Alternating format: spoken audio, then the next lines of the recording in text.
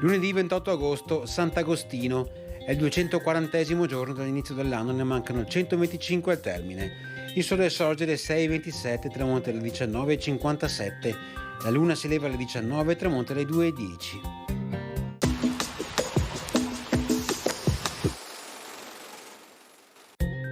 Il Papa Nicolò emette una bolla con la quale anche a Venezia viene istituita l'Inquisizione. Però, a differenza degli altri stati, anche se i giudici sono ecclesiastici, devono essere sempre presenti ai processi 3 senatori, incaricati anche di assistere alle deliberazioni dell'Inquisizione. I 3 senatori possono anche in qualsiasi momento sospendere le delibere e le sentenze quando esse siano contrarie alle leggi e dei costumi veneziani.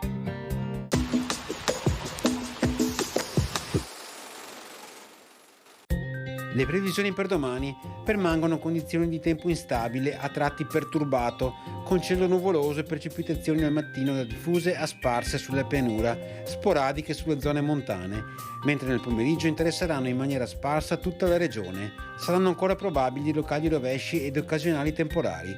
Temperature in ulteriore diminuzione, salvo possibile stazionarietà dei valori massimi in montagna.